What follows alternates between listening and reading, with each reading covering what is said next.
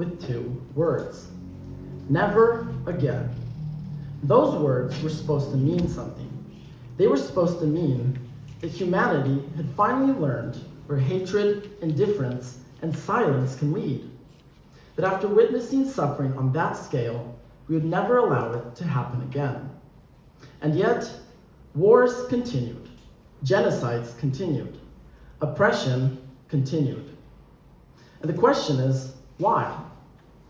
Because today, ignorance is no longer an excuse. We live in a world where information is constant, immediate. We no longer hear about suffering years later through textbooks. We see it instantly on our phones, between videos, trends, and notifications. We know what is happening, but knowing is not the same as engaging. And engaging is uncomfortable, it's chaotic. And who can blame us for wanting to avoid discomfort?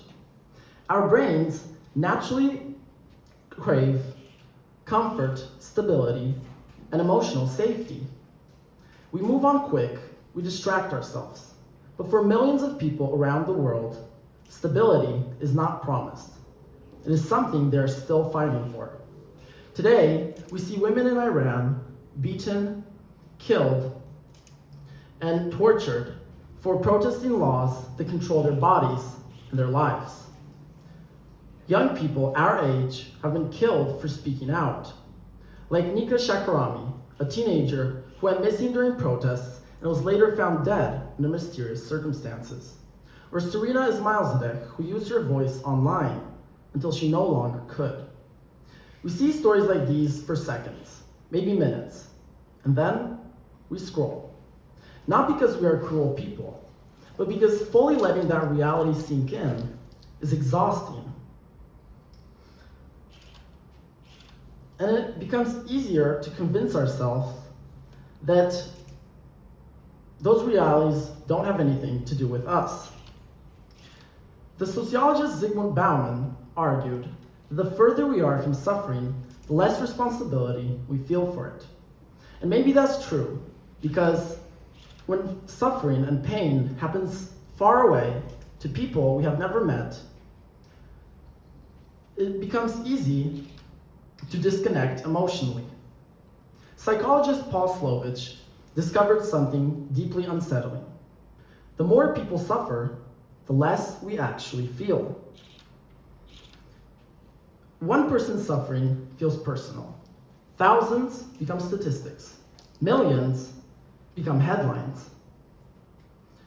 And when suffering becomes a number, it becomes easier to detach from it. But numbers are easier to process than grief, easier to move past.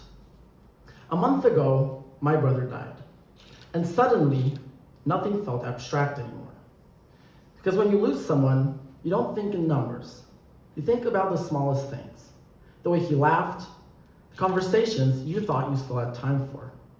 The future that disappears without warning. A reality, a future that existed only because he existed. And that's what grief made me realize.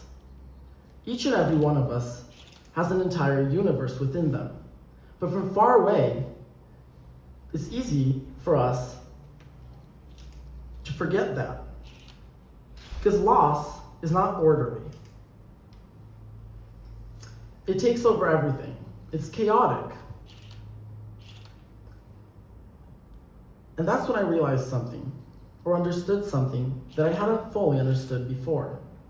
We only truly understand the value of a life when it's close enough to hurt us. Because real empathy requires us to step into that chaos, into emotions that are uncomfortable, messy, impossible to fully control. And maybe that's why we avoid it.